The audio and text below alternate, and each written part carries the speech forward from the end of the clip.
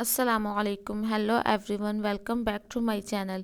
Today in this video I am going to teach you how to fix network lost error on iPhone in iOS 15. Solution number 1. Turn on automatic for network. First go to settings app on your iPhone.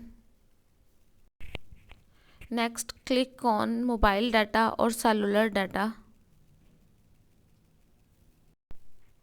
On the next page, now click on network selection. Turn on automatic if it's off.